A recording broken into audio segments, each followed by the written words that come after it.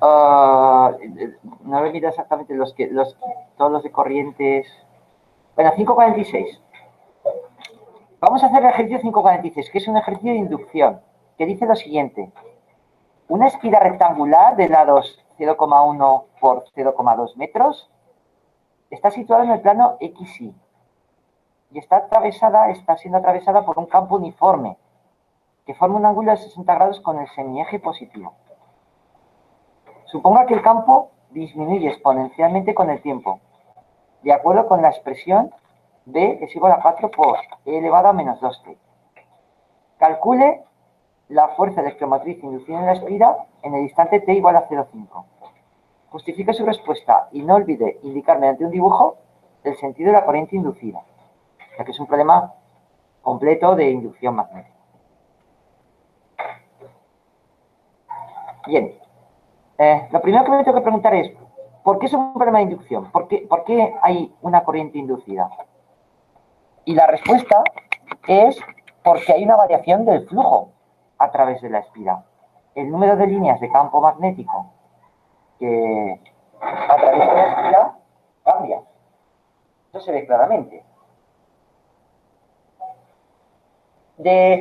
Si estamos en una espira, un momentito que pongo aquí 546, una espira plana, en un campo homogéneo, en el espacio, fijaos que lo que me dicen es que el módulo del campo varía con el tiempo de esta manera. 4E menos 2T. Ahí el módulo en el enunciado, las barras se han ido. Lo que quería poner es así. Entonces, el flujo magnético, acordaos que es el producto del campo por la superficie. Lo que es lo mismo, el módulo de B por el módulo de S por el coseno del ángulo que forma. En este caso es 60 grados. ¿Cuál de las tres cosas se está cambiando con el tiempo? ¿Está cambiando el campo? Está cambiando el campo, ¿verdad? ¿La superficie? No. Esto es constante. Y el ángulo es constante. Luego solamente está cambiando B. ¿Lo veis? La ley de Faraday lo que me dice es que el flujo a través de la espira es menos la variación, perdón, la corriente inducida es menos la variación del flujo partido por el tiempo. Antonio, pero si el campo disminuye, ¿no se supone que el ángulo también variaría? No, disminuir no significa que haga esto, el vector, sino que se acorta. ¿Vale? Disminuye en módulo. Entonces, lo que tengo que hacer aquí, fijaos que lo que me está diciendo, implícitamente, hace esta derivada, aplica esta fórmula. Tengo que derivar, con respecto al tiempo, 4e menos 2t. Eso sería el módulo del campo por, ¿cuánto vale la superficie? La voy a poner aquí, superficie, luego la sustituiré por el coseno de alfa. No sé si se ve en la pantalla.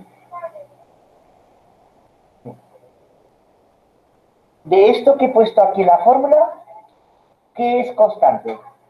¿Qué es lo que no cambia con el tiempo? El 4.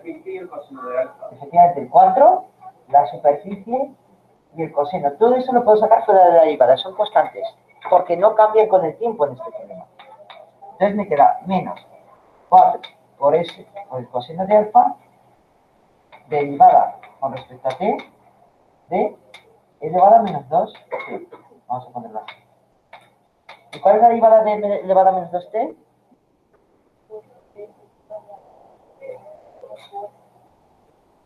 A ver. No sé si... Sería... El menos 2, ¿está claro? Por elevada a menos 2. Por elevada Se queda igual. ¿Y esto qué es? Voltios, porque la fuerza electromotriz inducida es un voltaje. Bueno, vamos a sustituir. ¿Cuánto vale? Voy a borrar por aquí. ¿Cuánto vale? Esto es la fuerza electromotriz. ¿Cuánto vale la superficie? Es 0 por 1 por 0,2 sería 0,02. Eso es la superficie. Metros. ¿Y cuánto vale el coseno de 60? ¿Cuánto vale el coseno de 60? Un medio. Por elevado a menos 2. Esto si lo agrupamos me queda menos 2 menos 0,04 por elevado a menos 2. Bueno, estaría. Esto sería voltaje en general, en función del tiempo. Y ahora, esto incluso se podría representar, dar valores en una gráfica. Sería muy fácil, pero me piden cuál es la fuerza electromotriz inducida en el instante t igual a 0,5. Entonces, en el instante t igual a 0,5, es poner aquí menos 0,04 por elevado a menos 2 por 0,5 voltios. La fórmula y me faltaría un menos 2. ¿Dónde? De la derivada del menos 2t por elevado a menos 2t. Aquí, ¿dónde lo tenía? Un t aquí. Habría que hacer la derivada de elevado a menos 2t. Espera, que me deja el menos 2. Ah, sí. Que aquí había un menos 2, ¿verdad? ¿Cómo? ¿Por qué? Está elevado a menos 2 por su elevado a 0. No, yo creo que no. ¿Ves? Antonio, ¿por qué estás dividiendo entre 2? Porque es el coseno de 60. Coseno de 60 es un medio. Vale. Vale, entonces, el menos que se va con el menos y se va más, entonces me queda 0,8. Ahora sí. 0,08. Gracias. Entonces esto me queda, esto es más, 0,08 por e elevado. El doble de 0,5 es 1, por lo cual me queda e elevado a menos 1, que es e. Y si hacéis esta cuenta, vais a sacar el número e.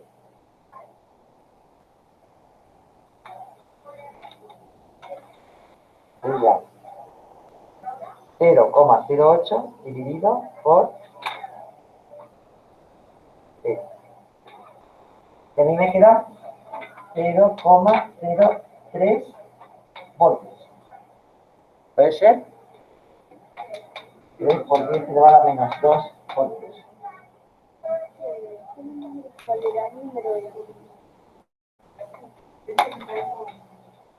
Eso sería lo primero que nos han pedido. Dime. ¿Cuál era?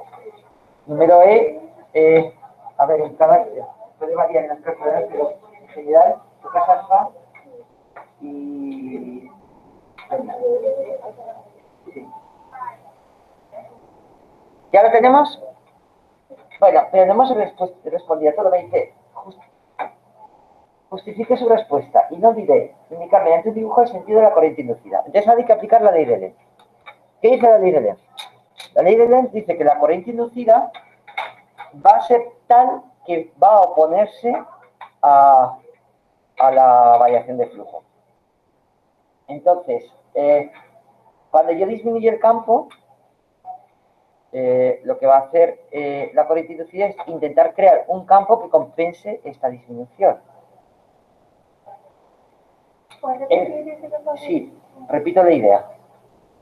La ley de Lenz lo que dice es que la corriente inducida va a tener un sentido tal que se va a oponer a la variación del flujo. En este caso, la variación del flujo está producida por una disminución del campo B.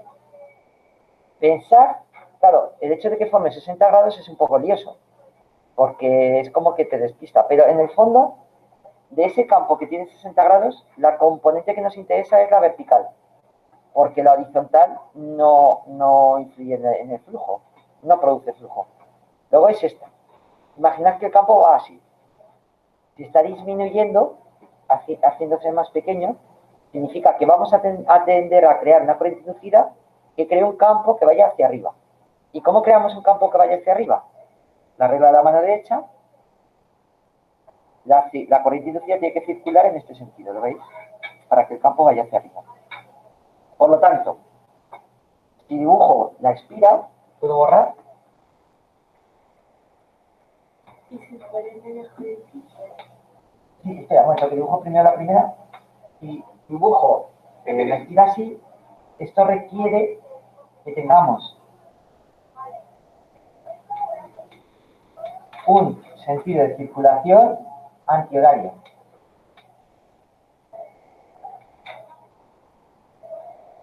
¿cómo sabes que va hacia allá? Va hacia allá porque esta corriente va a crear un campo así.